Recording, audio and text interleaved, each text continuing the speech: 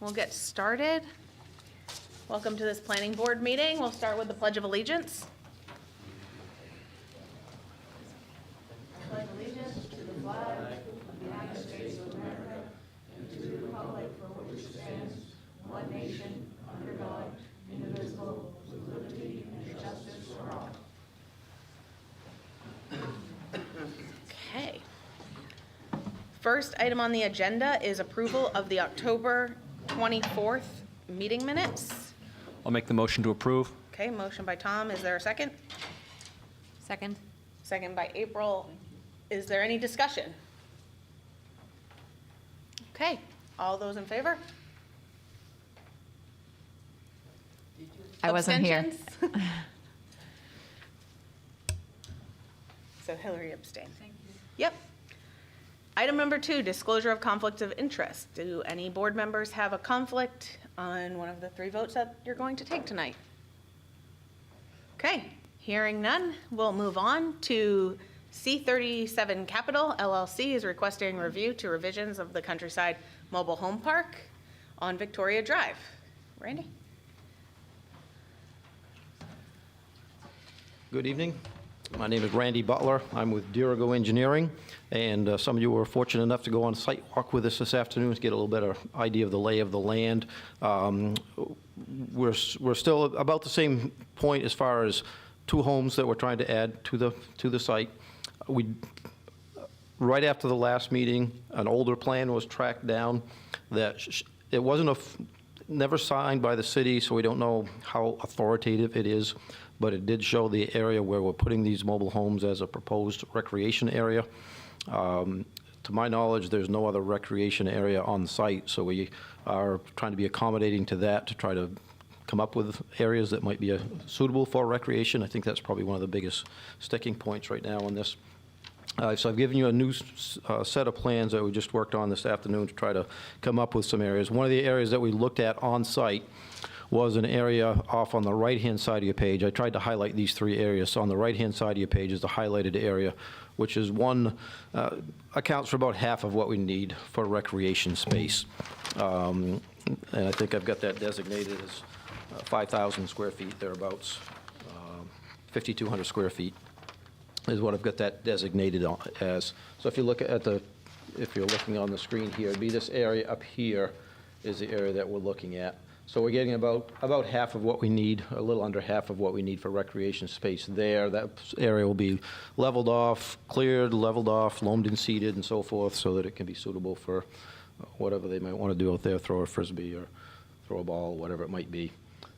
There's another area, this existing mobile home right now, the home itself is owned by C37 Capital. It's an older home in rough shape. So they're planning to just pull that right out and convert that space to recreation space as well. So there's another 5,000 square feet there.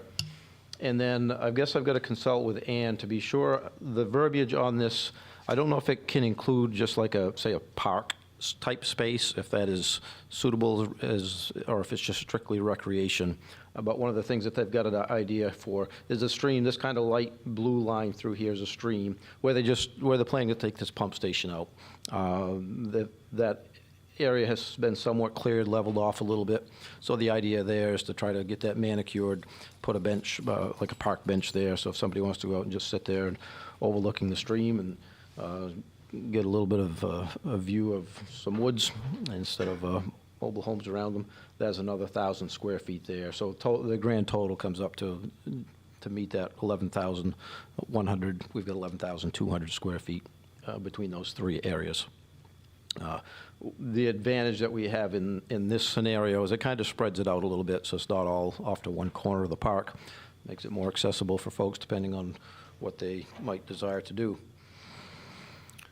One of the items that we still have to address is approval from DEP. As I mentioned last time, they give you like an exemption, kind of for no matter what the project is, they give you a 10,000 square foot exemption, meaning that you can go ahead and do something for expansion as long as you do what you need to for stormwater treatment at the same time. And then you've kind of got to report on that every once within a 2-year period, you're required to report on that to make sure that and you got to notify them when you do this 10,000 square feet. So we're working with that. As I mentioned last time, the expansion that we've got between the gravel parking areas, gravel driveway and so forth in the buildings, we're up around 15,000 square feet. So we're going to have to talk with DEP to see what kind of allowance or accommodation that they might make. So that's something that would have to go in as if and when approved, that would have to be a condition placed on the plan to meet DEP's criteria or get something for sign off from DEP. Other than that, I'm going to stop talking and let you ask your questions. Okay, questions for Randy? Randy, one of the concerns, one of the things that we saw today as a concern of mine is that the proposed recreation area to the northwest or northeast on this plan, closest to the proposed trailers, it seemed like a very wet area. There was a lot of vegetation. There was wetlands and lowlands, basically where the rectangle is being drawn. Is there any way to address that so it could actually possibly be used as a recreation area? I think from what I was seeing, it was It looked like fill, and then there was runoff, the there's fill. a runoff area. Right, yeah, I think most of that area, the area that I've got outlined, I believe is within that fill area. And if not, they'll extend that out to make it conducive to, whatever, throwing a Frisbee or, it won't be dead level ground, but it'd be more like a lawn space is the intent there. And the proposed recreation area seems to extend into Countryside Mobile Home Park extension or addition number 1? Correct. Okay. Would that Yes. require us to modify the site plan? That's a good question. It perhaps may. Okay. In fact, if you notice, it actually extends a little bit into the edge of the buffer. We've got a 40-foot, that kind of cross-hatching you see there behind map 17, lot 4, is a wooded buffer. I guess I'm not positive that it's wooded, but it's a vegetated buffer nonetheless. So we'll have to look at, we're kind of just cutting the corner off that. So I guess my thought is consider that recreation area a work in progress, both from a design perspective, but also from certainly construction, though is near complete on any of these. The other thing I would point out, in addition to that, if you notice, we have one of the neighbors, and I'm sorry I didn't catch their name, but map 17, lot 2, the home that is right there in front of the maintenance building, had expressed some concerns about having some privacy. And the owners agreed to put up a stockade fence along that line. It's essentially extending at the very least, in front of the maintenance building, out in front of the sand salt building and so forth. I've shown it going all the way down to the corner, anticipating that that's where the recreation area would go. If we don't end up with the recreation area there, we may pull that fence back a little bit because there's no need to fence off, brush and that sort of thing. But certainly in front of the sand salt shed, the area that's seeing most of the activity will be screened off with a stockade fence. Like, to the best of your knowledge, the 1972 plan corresponds to what we're working with? I would say generally, yes. I've overlaid it, and a lot of the mobile homes seem to line up. Okay. So, yeah. Unfortunately, there weren't a lot of lot lines. There were some lot lines on there, but not a lot. So we're kind of having to interpolate, I guess might be the right word, as to where the lot lines are intended to be or should be. But, yeah, it generally overlays pretty well. Okay. And the recreation area, that's all, the 1972 plan, that corresponds, it's all correct, it corresponds to the new? Well, one of the things, I would say that if you look out off the end of, let me get onto the screen here. If you look out in this area off from the end of Corvette Drive, so the end of Corvette Drive, that's the dead end closest to West River Road, that area on that plan you've got, I think it even points out some shuffleboards and a couple of other things. Tennis there. court? Tennis court, yeah, none of that is there. So nothing that shows up on that other side of what is labeled on your plan as a pond. I believe at one time that actually was a pond. I don't know if they intended it as a detention pond, but the pond was breached sometime in the distant past, before we got involved for sure.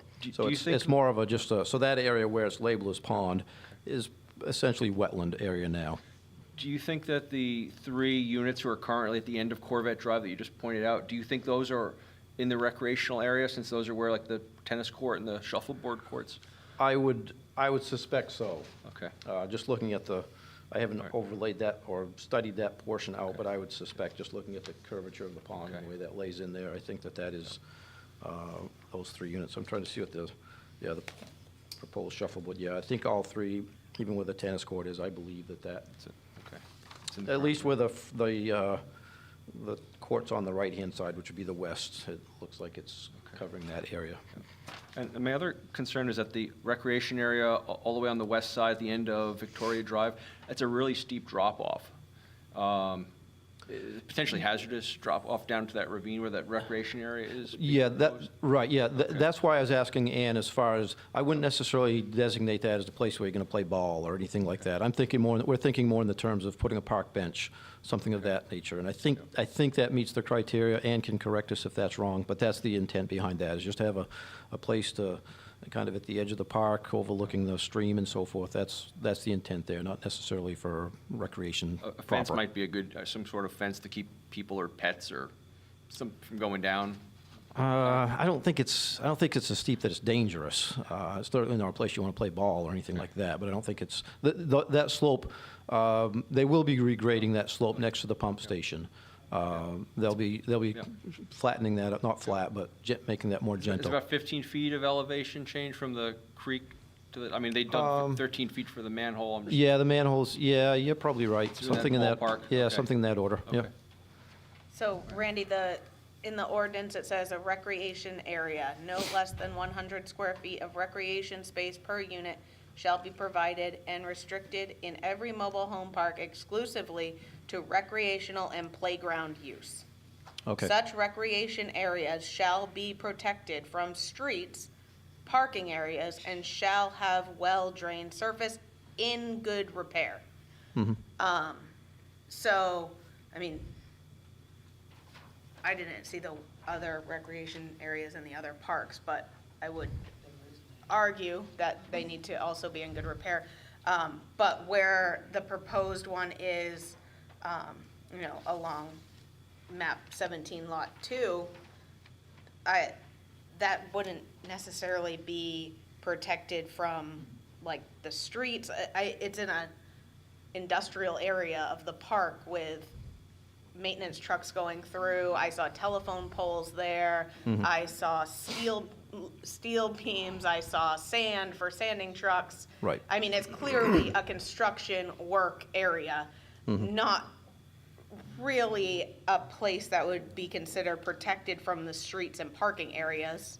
And I'm not quite sure if it would be well drained. It kind of looked a little bit more like wetlands. I mean, I'm not an expert, but well, it's not a final product by any means, so it's a matter of grading it properly to make it well-drained. That's what it boils down to. What you saw is nowhere near final product out there today.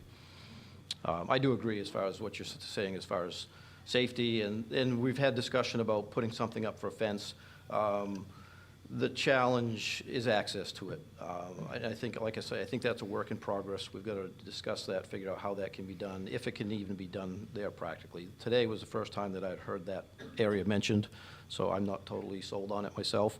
And so we've got to take a look as to whether or not we can make that work safely. I understand your concerns. I think one of the struggles is, right, like the intent of having the recreational area in there is that people don't have very large yards for their like the lots are very small, right? Right, So there's not correct. a lot of room for kids to play, kids to kick a soccer ball, kids to any type of activity or safe place for them to play.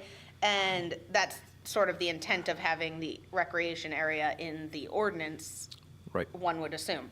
So if it's just kind of put off to the side in random places that aren't well utilized, right, and not taken care of, how is that increasing the quality of life within the park, right? So that's the intent of requiring recreational areas anywhere, right? Like we put parks in the city for kids to play in so that it increases the quality of life in the neighborhoods Sure.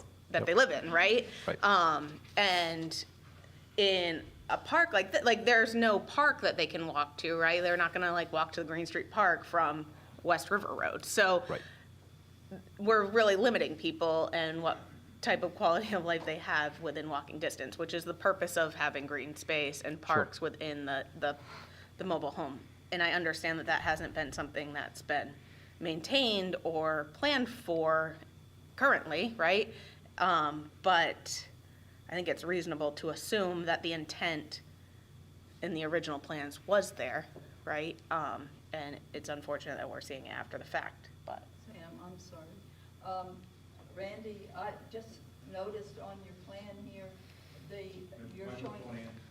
Your microphone's not Oh, on yet. sorry. I just noticed that the depth of these two lots is only 80 feet, and the ordinance requires 100 feet of depth for those lots. Oh, okay. Yeah, we'd have to revise that.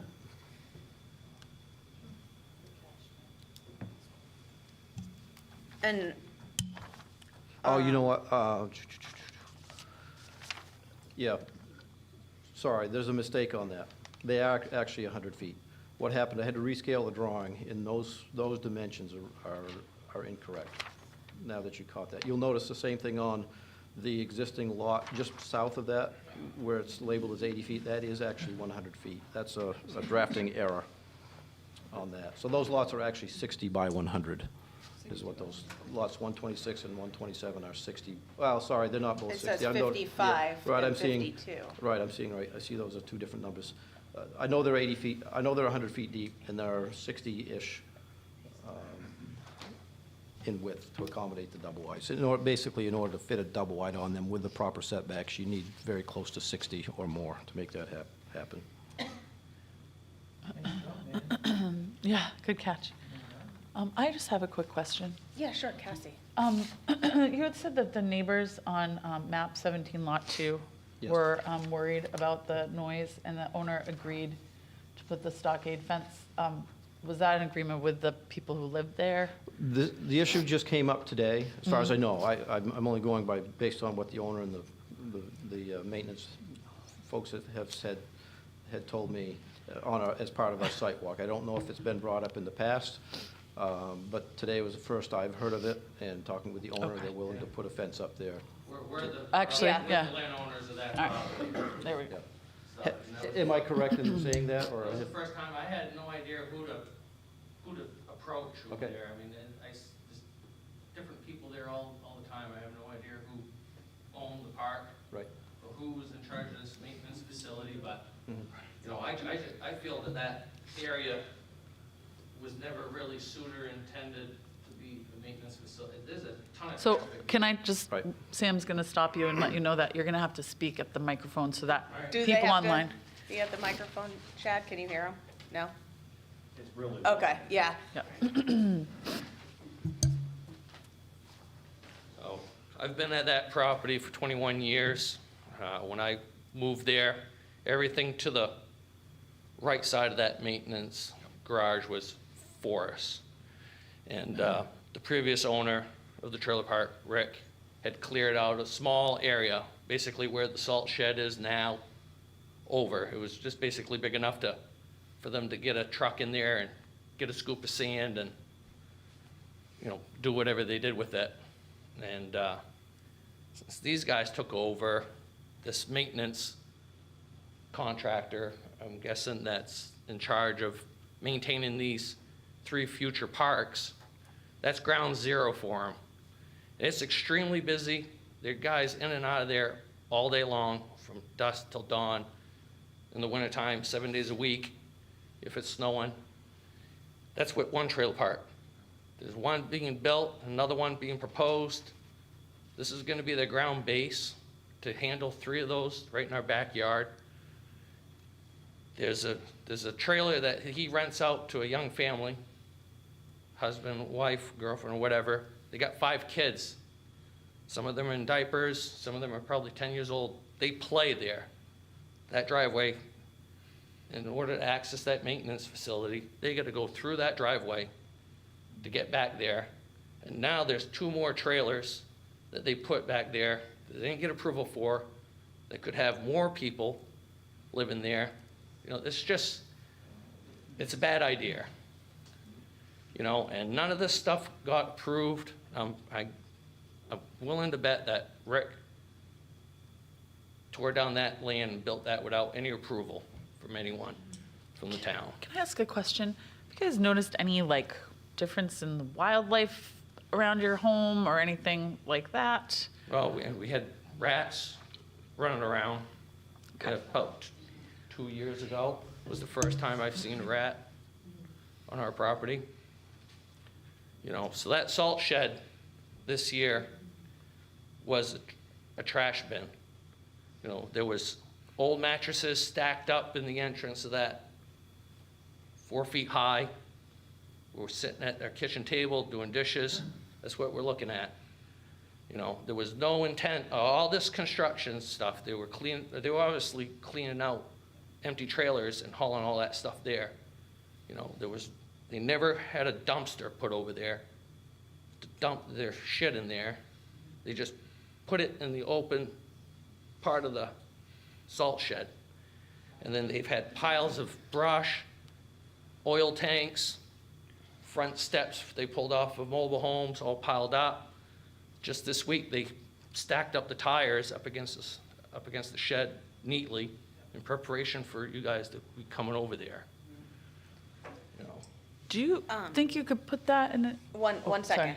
So, once again, Randy, in the ordinance, it says screening for mobile home parks, a green strip of at least 25 feet in width up to 50 feet in width, in conformity with the state statute, is amended from time to time, as amended from time to time, shall be maintained adjoining the boundary of the property and planted with trees or shrubs as a permanent screen.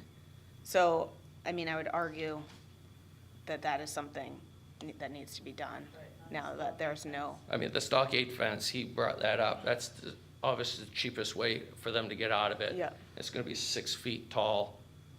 Our raised ranch, you know, we're 15 feet up. Yeah. That 6-foot fence not gonna do nothing, you know? And we're gonna need some trees, you know? And I want it on one end of that corner of my lot to the other. And then just for clarification, Dan, what are the requirements for garbage and waste removal at a mobile home? Yeah, so none of that is acceptable. If something like that happens, just call our office. We'll deal with it. You Yeah. called them. And was it dealt with? Somebody said they were gonna go over and check it out. Yeah. Because my initial call was to find out what they were putting where they put those 2 trailers that they didn't have authority to put there. I said, they're doing something, they're breaking ground. Where they were hauling in dirt and all that, so she called just to find out what was going on, see if there was a permit filed with the town, what was going on, and at the time, there was nothing on file. Yeah. And she had brought up the piles of I brought up the trash. trash and everything, and it was gonna be looked into, and that was the last we heard of it. And they've cleaned up, they cleaned it up a bit, and then after they'd haul more stuff in, you know, it was just like a nonstop Right. stuff. And, you know, right before, it was a couple weeks after you called, they had a tree company in there cutting trees and stuff, and I was getting ready to head out, and they were setting up the bucket truck to cut trees on my property. And I went up to him and I asked him, I was like, I hope you don't plan on cutting my trees. You know, what are you doing? And he goes, well, we just gotta take some of these limbs down because they're gonna be backing in mobile homes. So that's how I found out that 2 mobile homes were going in there Huh, when I approached the arborist. okay. And I didn't know any of this was going on, this meeting today or tonight. It was brought to my attention from my sister, who lives in Augusta, that happened to see this on Facebook and brought it to my attention. So I'm glad that she stumbled across that. Thank you for coming. Yep. My other question is, do we know if any permits or anything were pulled for that salt shed and all that Yeah. other construction? I do recall that. Okay. Probably 5 years ago, I think. But by the time I got out there, that area was Completely cleared? cleared. Yeah. It looked like it had been. So, He was issued a permit for that salt shed. And he cleared the land, and then after, that was probably about 5 years ago, or Yeah. 4 or 5 years ago, he cleared it, and then probably built a salt shed Yeah. towards the fall. He cleared it in the springtime, and then right before winter started, he built that salt shed. Yeah, so I mean, I was not aware that it was a wooded area by the time I got out there. It looked like it had Right. been, No, it was, yeah. I don't think that area had ever been intended to be developed, or I don't know if the original plan resonated that as a green space as well, too. You know, I'd be curious. Because it's wetland, and there's drainage on, sorry. There's drainage right behind my property, and then just behind the salt shed, there's two major drainage areas there that, then it feeds into the one that crosses the West River Road. So, yeah, it's just, I don't think it was ever a place to be approved to Cassie? develop anything. Have you guys put this into an email? Did we already ask? No. Yeah. No. Okay. We just met them today Right, at the okay. site Could, visit. could you put some of this into an email, please? Sure. And send it to us? Yep. Thanks. Any other questions? This Yeah. might be an Ann question, I'm not sure.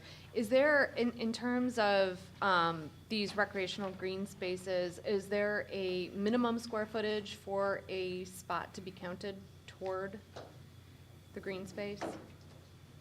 No, it says the total number of square feet you have to have. It doesn't say they have to be all together, but you might infer that because it's supposed to be a usable area for a playground, so. Right, so I guess in sort of an ad absurdum argument, you could take 10-foot by 10-foot patches all around the park and have them equal the green space, but it wouldn't be usable. Right. And I guess I'm looking at this, and I'm not entirely sure that that small piece is terribly usable by the river in the way that the spirit of the ordinance. And even, I mean, I have a house that burned down right next to me, and that lot, just removing a house and having an empty lot does not a park make. So I'm skeptical of how this is all broken up, that it really is in the spirit of the ordinance. And of course, Sam mentioned the other point, which is like, it would be very difficult to navigate to this piece here. Anyway, okay, those are my comments. Hillary? Yeah, I had similar comments and similar concerns. By separating out the pieces like this, we limit what kind of activity and recreation people can do. So, I mean, I kept hearing you say throw a Frisbee. I know a lot of kids that like to play soccer. I know other kids who want to play baseball. I'm looking at 2 of the 3 here. Baseball's completely out of the question. I don't want to be next to this if I live next to this and kids want to play baseball, right? It's the one where we're suggesting potentially a park bench. We've already established, well, that would be for sitting. That wouldn't be for recreation. So we're not going to be kicking a soccer ball over there, right? So that eliminates 2 out of the 3. So in an area already that is limiting in terms of activity and recreation, we're making it even less possible for people to take part in these activities. And we, I think, as grown-ups, automatically assume that these are just children. But as a grown-up, I am one of those people who also enjoyed playing with my kids. So I want to assume that we have people who want to engage in these activities just as much. And I don't believe that this is in the spirit of the ordinance. So I'm concerned about that. And I understand that it's difficult. Like, I get the predicament. It's not our problem to solve. I understand it's your problem to solve. But this doesn't seem like it's a good solution. It doesn't sound like it's a safe solution. And it doesn't, I suspect from the people who have shown up and who we might hear from, they're also not pleased with the solution. That doesn't mean that there isn't a solution, but I'm not convinced that the solution that's presented is the answer right now. Okay, just quickly, I don't necessarily have a problem with splitting the green spaces from one, so people have, like, they don't have to go all the way across the park to get to their green space. But I think that as long as they're usable green spaces that kids and families can enjoy, it's not crazy to put one on each end of the park so people can reach them. But hopefully they are like in the spirit of the ordinance, as Hillary put it, and like usable for kids and families and stuff.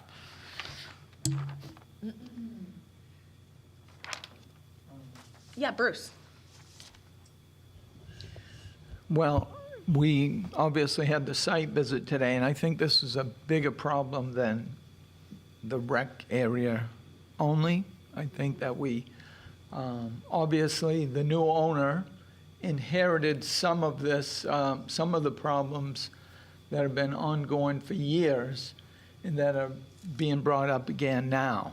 I mean, I've been on the board since 2016, and as Samantha mentioned last meeting, we've seen some of the issues come up anytime they want to do an addition or to the park. So when the company purchased the property, I would expect they would have known what they would be getting into. And I'm sure they would have had inspections, just as, most owners do when we're buying properties.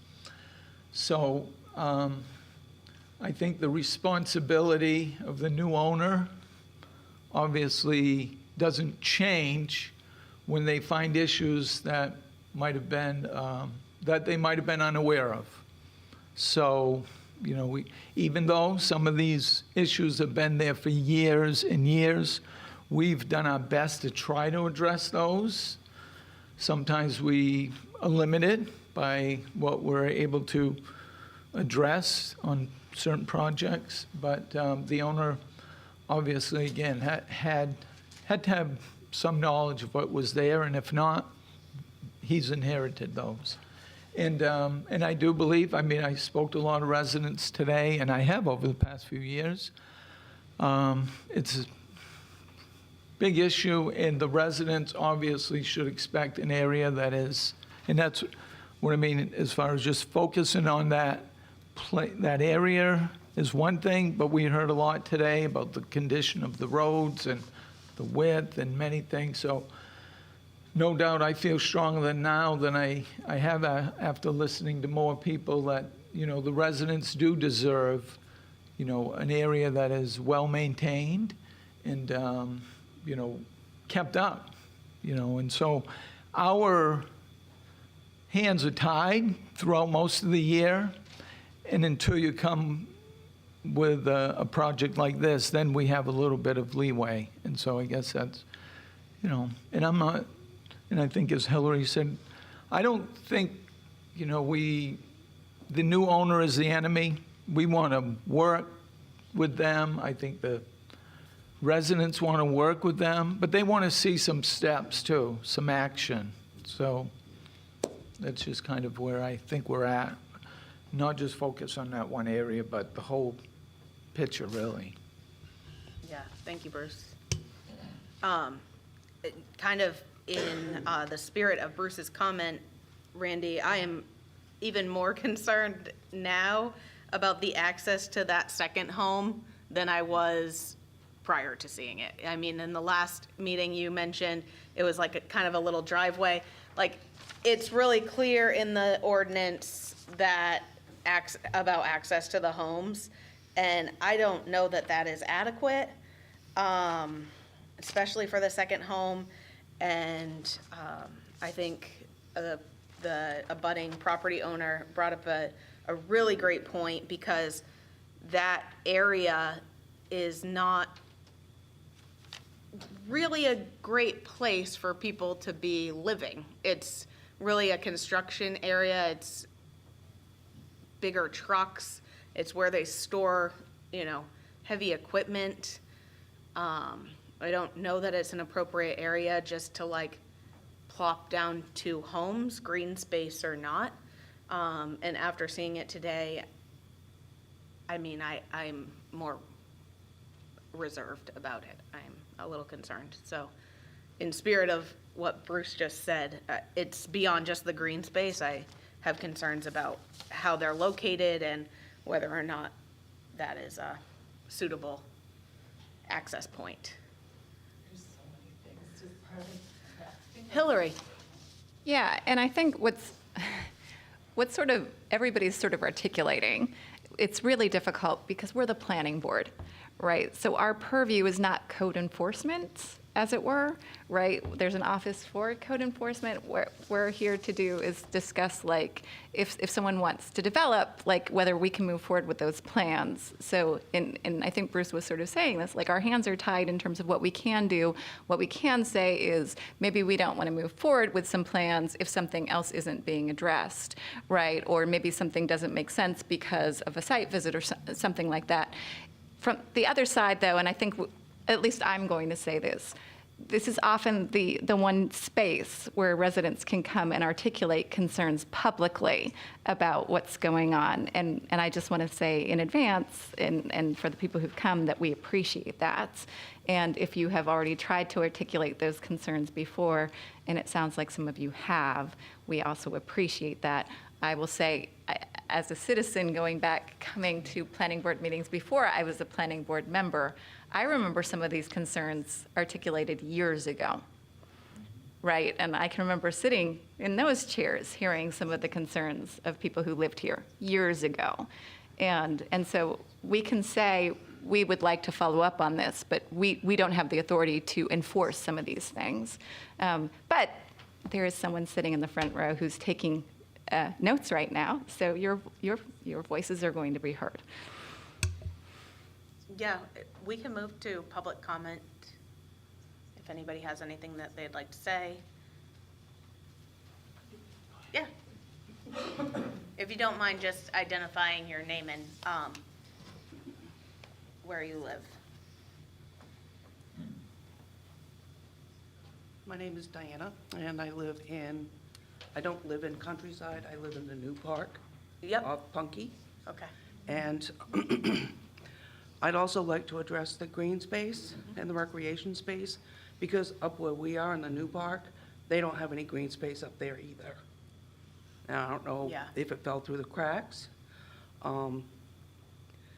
And they addressed my other concern was the access in and out, because we had a gas leak scare there a couple of weeks ago, and there was one way in, one way out. We're way up in on the end. If it had been an actual gas leak and something would have happened, we're trapped in there.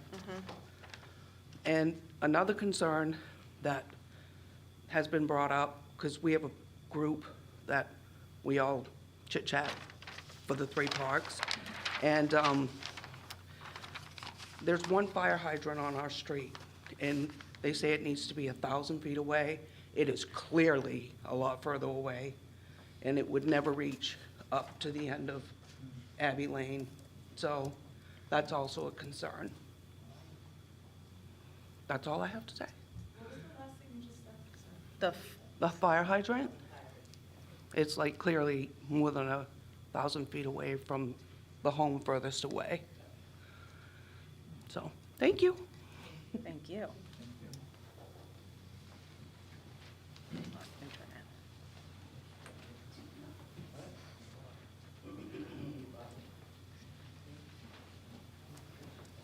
So you know my name. So, my name is Tina St. Laurent. I live at 71 Village Green. I'm probably going to see you lots before this is done.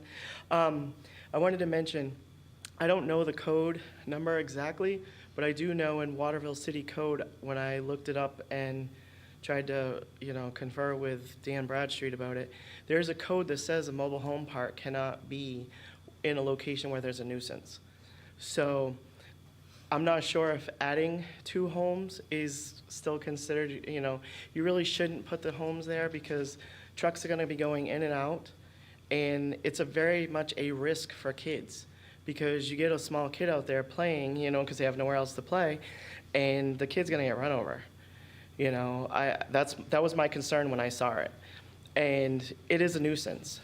Where I live, it is a complete nuisance, them construction people working out there. We have no peaceful enjoyment of any of our space. I can't be in my home and have peace and quiet.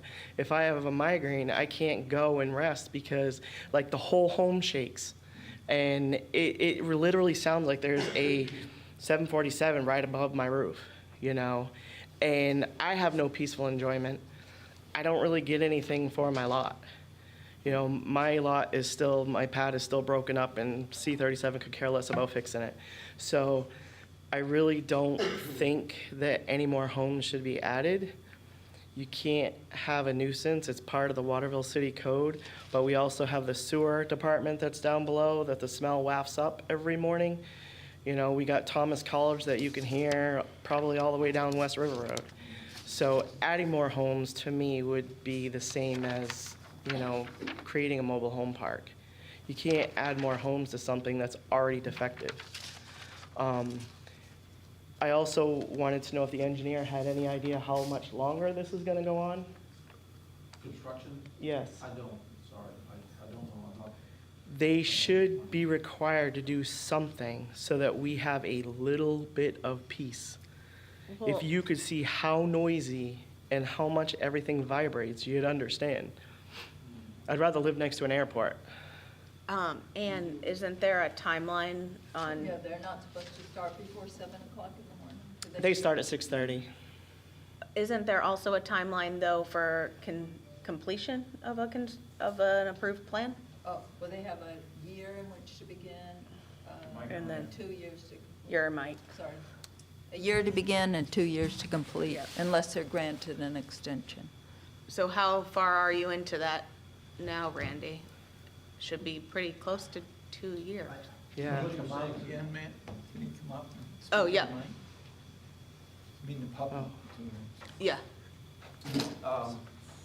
Someone was telling me today, I'm not sure if it was Dan, was thinking that it might have been 2021 that was approved, and I don't remember that. I don't know if you folks remember. So it might be coming up on it. Actually, it was Tom, I think, that brought that up. So we may need to request an extension. They're working, what had happened is they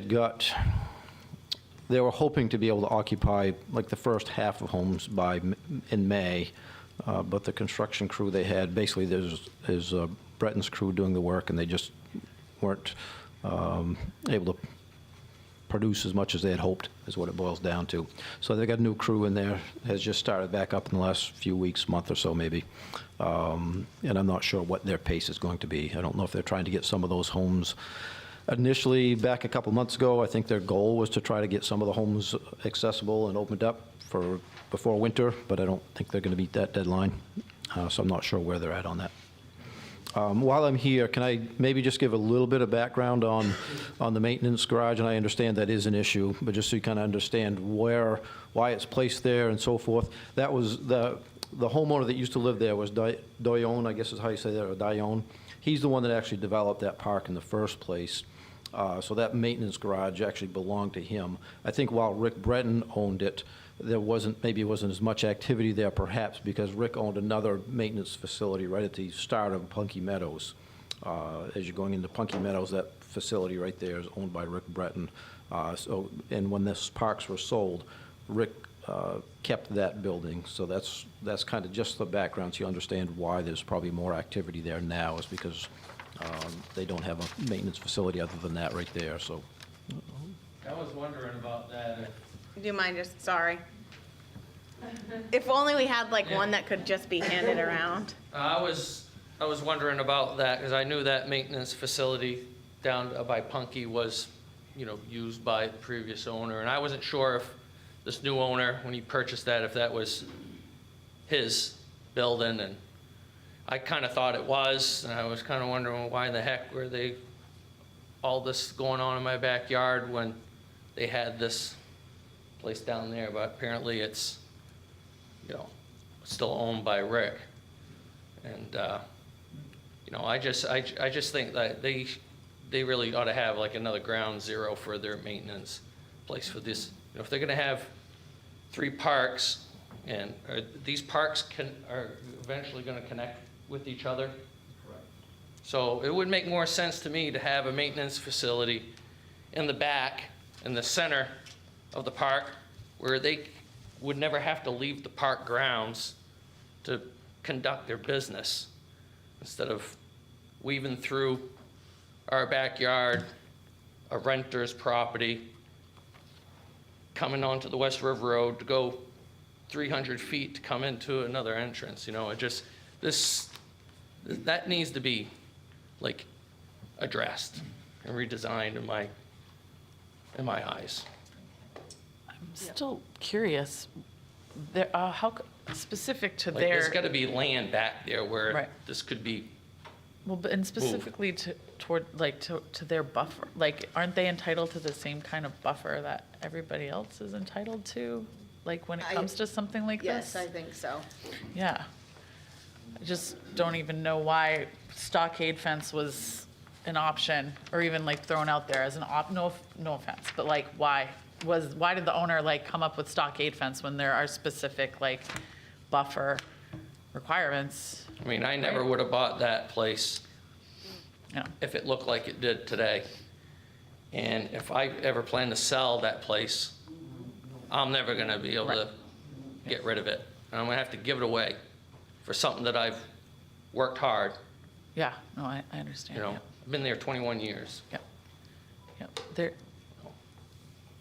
Ann, is there a buffer requirement for something like that? I'm reading Oh, it okay, right sorry. now. All right. Let's see, 25 feet? Yep, minimum.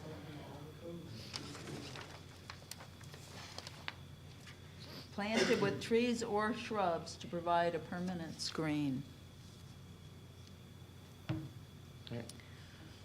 So can we make that happen? Well, it should. Like, Well, Yes, it's not we as can make easy as that you think. happen. The reason it was presented as a stockade fence, because the entrance to the garage, as I explained before, the background of it is, it's not just as easy as saying, okay, let's plant 25 feet worth of trees, because takes you right up to the face of the building where the door is.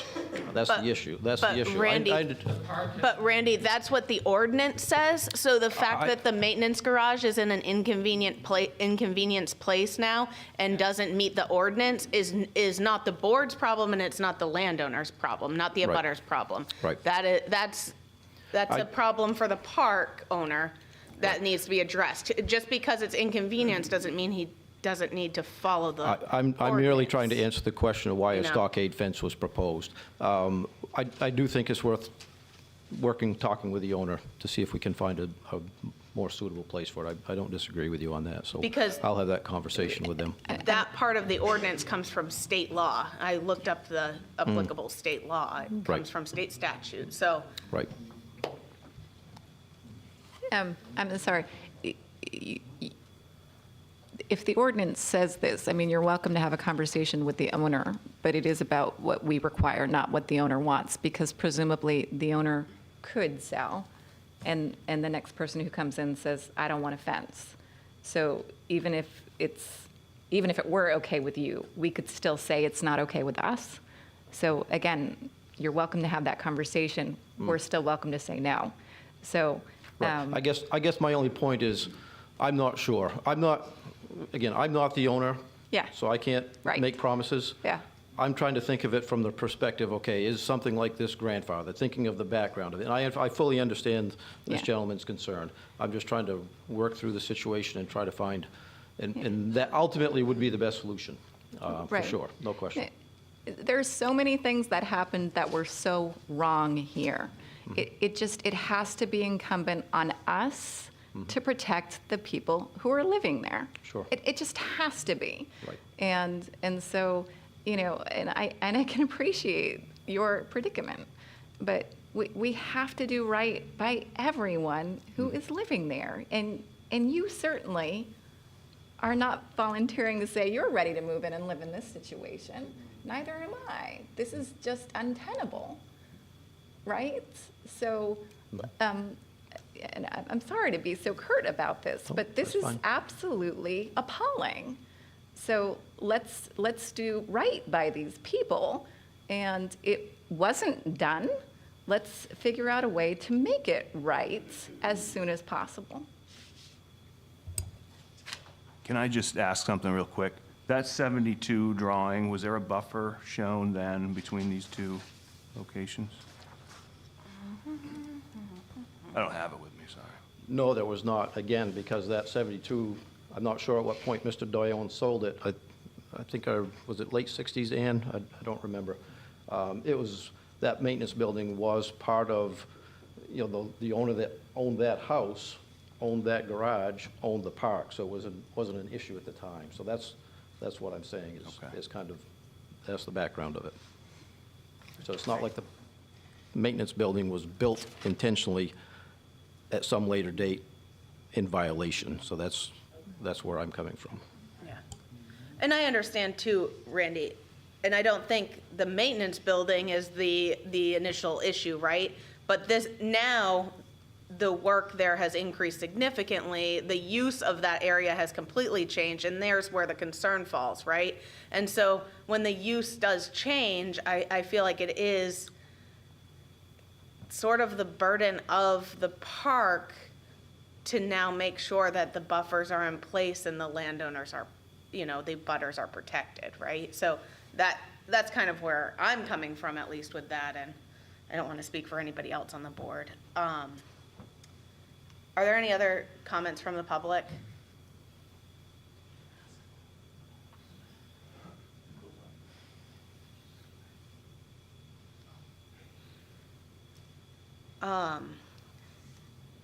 Okay, so we have a site plan permit in front of us that I think we need to vote on. Otherwise, it's just, we either vote on it or we have to table it indefinitely, Ann? Is that how I understand, or? No, you need to vote. Yeah, but we you can need- vote one way or Okay. the other. You're not obligated to approve it. Okay. So, I'll entertain any motions to the site plan permit.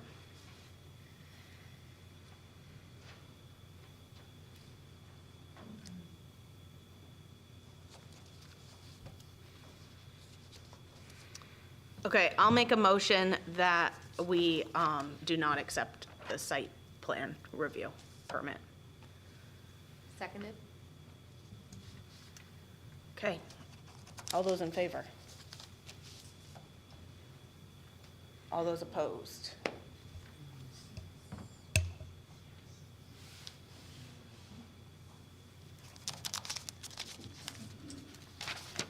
Just Yeah, Bruce. clarification. Yeah. So basically, they can't put the two mobile homes in that are there, but it really doesn't change anything else at this point. Yeah. That's the. I just want people to realize that. Again, they've heard the concerns. Hopefully, there'll be some action steps because I expect they'll come back to us in the future for something else, and they probably have the message at this point, so. Yeah, I mean, as you said earlier, Bruce, I think it's a good point. As frustrating and empathetic we are to people's concerns in the park and quality of life, we're tied to just the site plan review, so.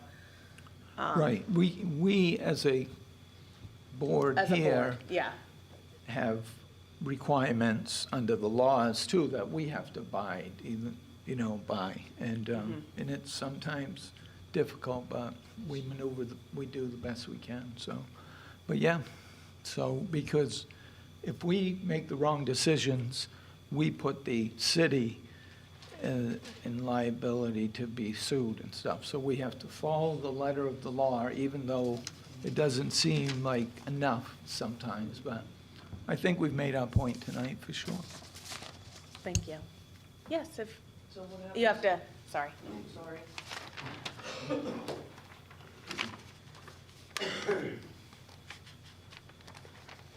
So what happens to the two homes that are there?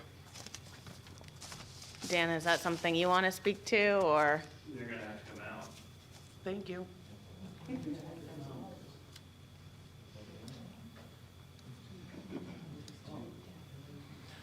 Can I make a request that we go back to the drawing board instead of taking them out? Ultimately, if they have to come out at some point, then they'll come out. What I see as a potential solution is to address multiple issues, is if we can move the maintenance garage, get rid of it, take it to a different location, or at the very least, downscale its use so it's not anywhere near as frequent. One option I see is potentially get rid of the maintenance garage, turn that area where the maintenance garage is in the salt shed building as well, get rid of the whole maintenance issue at that location, and turn that area into a recreation area. I think that might be a win-win all the way around, potentially keeping keeping the homes there, creating a new rec space. If that's something that seems viable, I don't expect a decision tonight by any means, but I'd like to, I guess, offer that as a potential solution to solve multiple problems at one crack.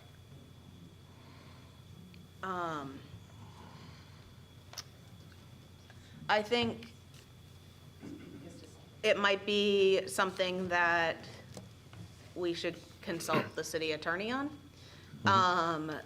But also, Randy, I have a major concern of the fact that multiple times the developer has not followed the pulling of building permits, doing construction in accordance to law, that we've been misled multiple times at this point, right? Like, we were told things were approved that weren't approved, that permits were pulled that weren't pulled in the last meeting. And I think my concern is that it's really important to hold people accountable.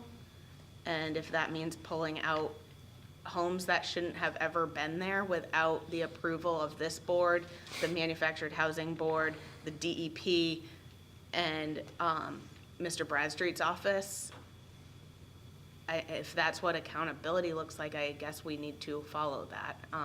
But by all means, I have no problem if Ann consults the city attorney on what next, or Dan and Right. Ann do on next steps, but. Certainly, if the end result is if we should present another plan and that gets shot down, doesn't meet, then at the end game, then they'll move the homes if it comes down to that in the end. But I guess I'm looking to buy them some time for another solution that might be agreeable to everybody is what I'm aiming for. I think buying the time happens with Dan's office because we're not an enforcement board and I Right. can't grant you that Sure. request. Okay. So that's really up to code enforcement to work that out with you guys. In my opinion, somebody correct me if I'm incorrect, but I think we need to see plans moving forward and people that are willing to follow the process the correct way. Okay. Thank you. Yep. I just wanted to make it clear, and we send letters out when we're discussing things to abutters, right? And I knew you were looking over there. Yeah, I have the letter in my file, but I don't have the list of abutters in my file. So I Right. don't know whether I put it in the wrong file So or hopefully, not, but he again, should have received a letter. if a conversation like this comes up, typically letters are sent out in the mail, but I know how much mail comes to people that sometimes things get, they fall through the cracks and sometimes into the trash. But I don't know if you all got letters about tonight's meeting. The renters do not, the Renters do not. abutting property owners Abutters do. Okay, perfect. So, we'll yes.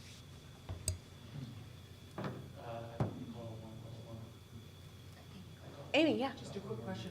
Is the salt and sand shed and the maintenance building the same thing? No. Are they in two different places? Yeah, so if you remember when we were at the site, Salt and sand. the salt and sand one was the open, and the maintenance shed is kind of like that metal shed that we kind of had to walk around. Was it right near it? Yep. You walked right by it. to We get- walked by it, and then there's the, If you want to reference our map. that one, the maintenance shed's like all enclosed. Okay. Item number 4, Barry Doley is requesting rezoning for the front portion of his property at 137 Water Street. Hello. Hi. I am. I'm requesting a change from a commercial zone to a residential. So on the map, and this is parcel 99. I'm sorry, one moment.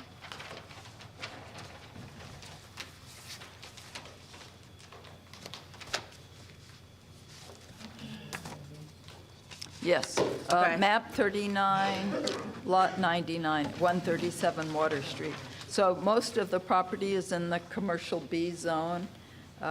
It's residential C in the rear, so he's asking Oh, to, okay. I see. So you're asking to rezone the rest of the property to match the front part of the property? no, the other way around. Other way around, okay. The like little map that I have doesn't have the, Oh, I'm sorry. the color code thing. Yeah, I So have- this is commercial, Okay. that's residential. He needs a residential zoning because the setback requirement is much less than it is in the commercial zone. I see. Is there a reason why this was a commercial property to begin with? In the past, Water Street was kind of a commercial zone. Okay, There were many stores and markets and so forth on it. And so the designers, they originally, planned it that way. What's happened in years, modernization and having vehicles, is that most of the small mom and pop stores have closed down. Walmarts, places like that have, sprung up. So business is basically closed down. It's essentially all residential yep. in that area now. Yeah, I can second that. Basically, everything south of KV Cap is residential.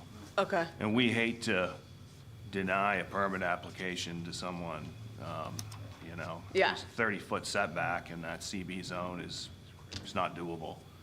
Going down when the person in the backyard has a 5-foot setback.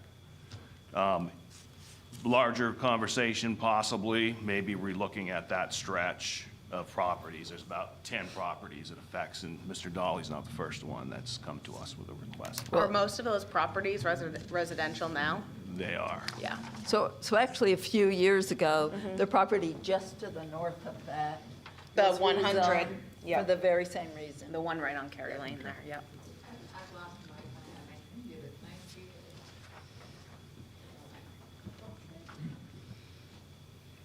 Any questions, comments from the board? Do you have a copy of the map, Bruce? No, Okay. I'm good. Are you good? No, yeah. I haven't. Oh, sorry. Any questions, comments from the board?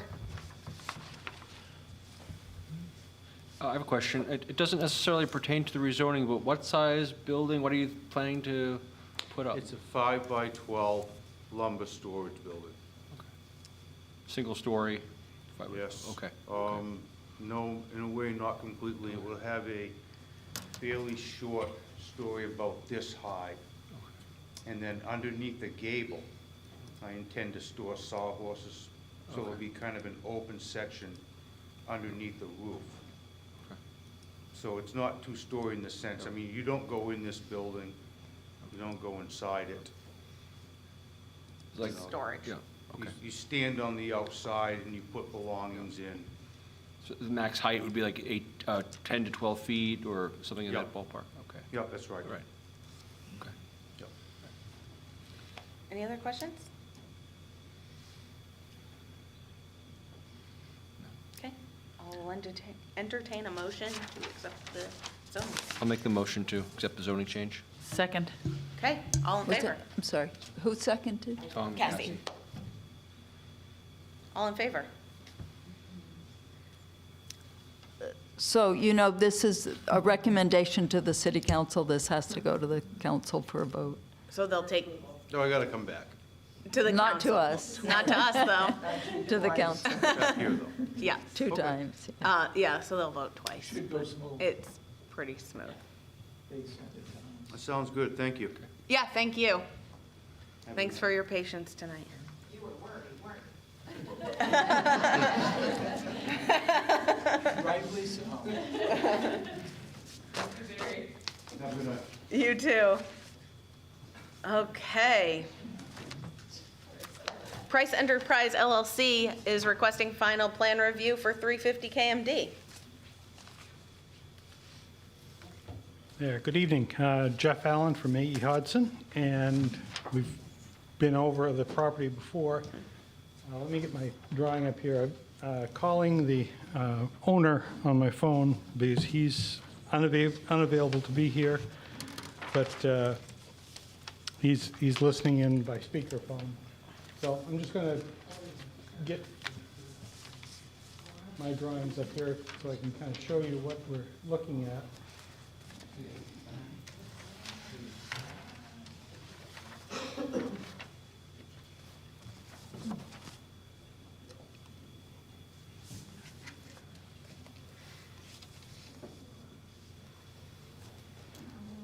This mouse is very sensitive.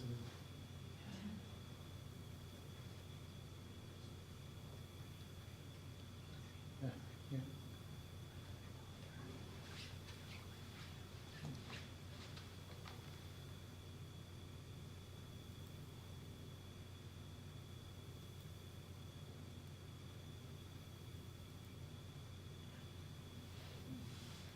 It's like asking you a lot of questions, Jeff. I know. Not like what I usually do. There will be a test. Okay. There, I think we can see a little better what we're doing here. So this is Kennedy Memorial Drive along the top of the page here, and this is the existing building is 350 KMD, and that's going to be exactly the way it is now, no changes at all. All the work is being done is in behind 350 KMD. You can see the property is kind of a long rectangular shape. In back, there's an area that was log storage, just sort of unused at all. That's now going to become a solar array for Price Enterprises properties. It'll provide solar power for this project and other properties that Price and its owner own. It won't be sold commercially. It'll just be sold, used and distributed through the grid. So when I was here a couple of weeks ago, or a month ago, we had the original plan had a sewer easement going right through the middle of the property. And that still exists. There's a sewer line in there now. But we've talked with the sewer department, and in concept, they've agreed to let us route it along in back of 350 KMD and then down the property line here. And then tie back in down near the self-storage buildings out back. So that allows the solar array to be built more in a continuous thing, not with a 30-foot gap in the middle of it. Gives them a little bit more power and also just makes a much cleaner operation. Also, if the sewer department needed to do any maintenance on the system, or on the pipe for some reason, they don't have to take up the solar panels to dig down to it. It's a much cleaner setup. We've received comments from the sewer department, who's gone along with this. The water department, we don't have any interaction with water. There's no need for water on a solar farm. So there's nothing there. The city engineer has said it was fine. He'd be looking at runoff from this. And we also received comments from the fire department. They want to have access to the site, so if they can, if there's a fire or some sort of an emergency, a worker on the panels gets injured, we have access for them to come in right in back of 350 KMD, coming down in here, and then they'd be able to access anywhere on the site. They'd be within 250 feet of that. If the emergency or whatever was down on the southern end of the site, there's another gate down at the bottom here that they would be able to come in that way. In this zone, it's I think this was rezoned as airport industrial. And so it's a 20-foot setback. We've got a 20-foot setback all the way around this. And actually where the sewer line is going to be, it's a 30-foot easement that's coincident with the setback. So this is sort of our best guess of where the solar array is going to go. It might shift a few feet one way or another, but they'd still have the same access around the property for maintenance, which, you know, once these things are built, there's very little maintenance at all. It just sits there and does its thing.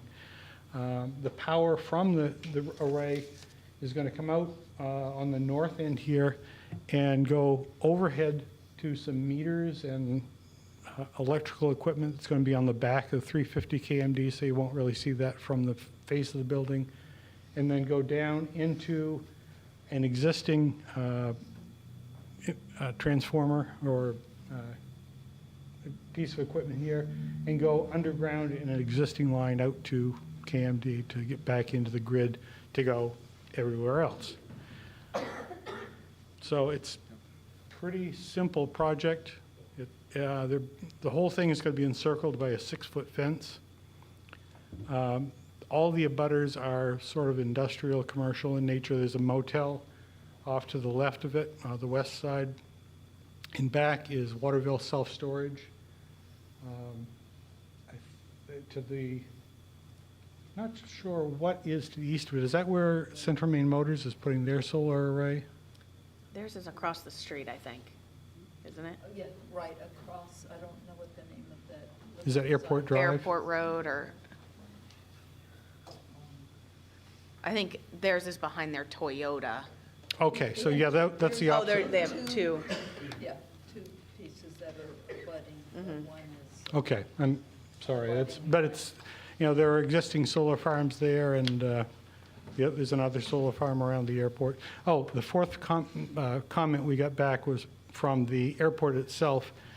For larger arrays, they have to have a solar study done to see if you're going to cause reflections for, you know, if the sun's at the right angle and the pilot's coming in for a landing, you don't want light shining in their eyes. And our city airport director said that's not applicable to this project, so we're good there. You read my mind, that was my first question. Okay, yeah. Bruce?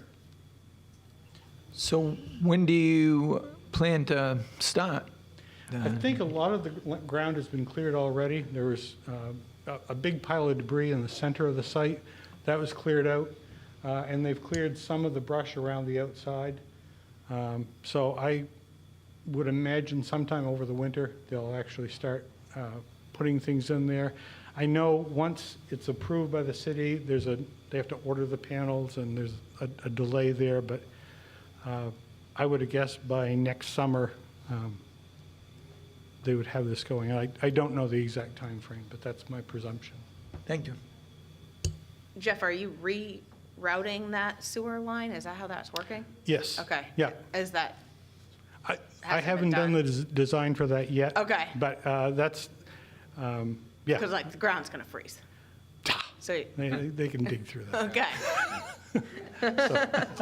Come on, there's dynamite involved. you know. Okay, I love it. I mean, that's great. So, yeah, that's something that will be done soon. Okay.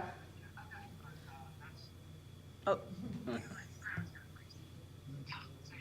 Yeah. he said it's gonna be done soon. Yeah, there's some discussion going on the other end there, so I don't think that's the owner. So that's pretty much it. Shoot, what was I gonna say? I forgot. Anybody else? The access road, is that coming up on the back of the property that comes up from Airport Road? Is There- that? there's an I feel exist- like we saw it in the original plan. Right, in one of the aerial photos I had earlier, there's an access road that comes up to serve the self-storage units. Yep. The main access to the property, though, will be from KMD. It's all paved all the way around the building there now, so, But that additional emergency type access that you're Right. talking about will be from the That- rear? yes, Called in, Aviation Way. Okay. on this, it'll come in from here.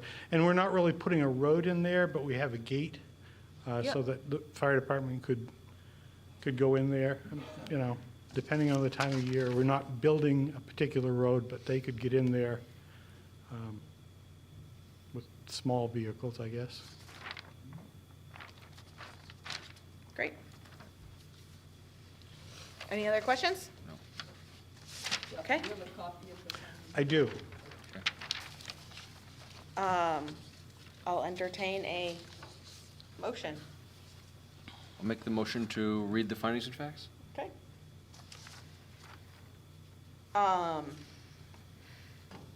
Item number 1, Jeff, the development will not result in undue water or air pollution on or off the site. True. Number 2, sufficient water available for reasonable foreseeable needs. True. They don't take a lot of water. You don't No, have to water no, 'em. it's not like a farm where you're growing something. You're It's just, different kind of farm. yeah. Number 3, will not cause unreasonable soil erosion. True. Number 4, the development will not cause unreasonable highway or public road congestion. True. Number 5, the development will provide for adequate solid waste disposal. None. True. Number 6, the development will not cause an unreasonable burden on the ability of the municipality to dispose of sewage. Once we reroute the line, yes, true. Number 7, the development will have no undue adverse effects on the scenic or natural beauty of the area. True. The development is in conformance with zoning. True. Number 9, the developer has adequate financial and technical capacity to meet the above stated standards. True.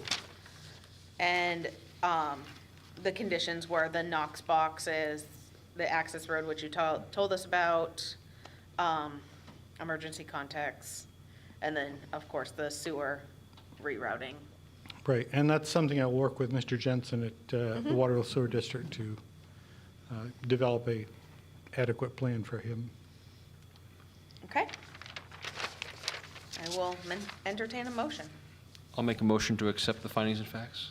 Okay, is there a second? Second. Okay, all in favor? Great, thank you. Okay, thank you very much. And in that, Okay.